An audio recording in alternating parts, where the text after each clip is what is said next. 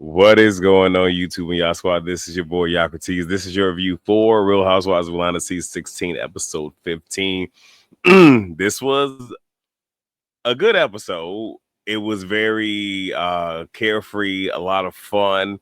Not a whole lot for me to review here. Mind you, I have more, like my opinions to truly share. So we just gonna run down what happened so y'all can get to what y'all gotta get to, and so can I, because y'all know I gotta be up at 4 in the morning to go to the gym and whatnot. Happy Father's Day to all the fathers, even those of us who have pets. Yay.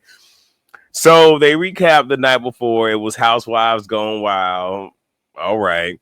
So it was the next morning. Drew felt like this was the first time that this trip has actually felt like a vacation. Angela feels that there is something brewing between Britt and Kelly, especially because when she and Britt had words, Kelly was all over her.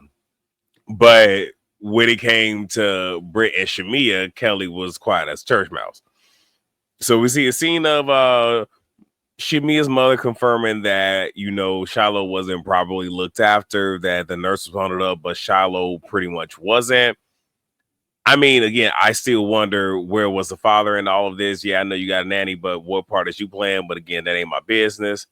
But it's nice to know that her mother was there. Her mother grabbed her, held her, and it took roughly an hour for her, for Shiloh's body temperature to, regulate itself. But good thing the mom was there. We get fraud. She tells Portia and Cynthia that she has tea, and pretty much that Britt told her that Kelly does not want her glam team to pretty much be used by Britt. Okay. Obviously, this probably is a point of contention. So we get Britt and Kelly. Kelly lets us know that she's getting ready for court as soon as she gets back. It's pretty much they're going to talk about custody and asset division. Britt says she was hurt because Kelly said nothing while Shamia came at her. And that's one thing that does concern me, where it's for Britt.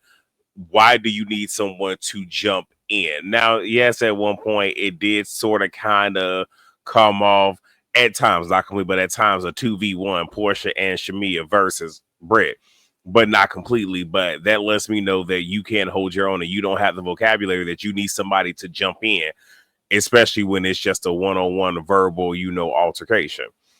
Britt brings up that, she had asked her several times what was a good dollar amount to send to Shamia, and Kelly didn't refute that. So side eye there.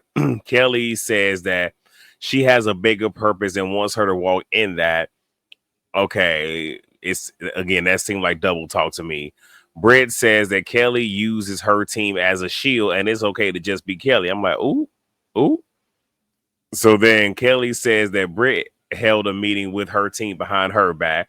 Britt says that Kelly had a meeting with her team, keeping them from her, because Kelly's whole thing is, I loaned them out to you while you was finding one. And it's the verbiage there where is you trying to make her seem like a lesser than. I mean, we already feel that way, but damn, you wouldn't have to say that. Britt wants for Kelly to share any information that may be used against her while building a relationship with Shamia with her. So if it's something that can help her, share with me. I feel the ways about that. We'll talk about it tomorrow.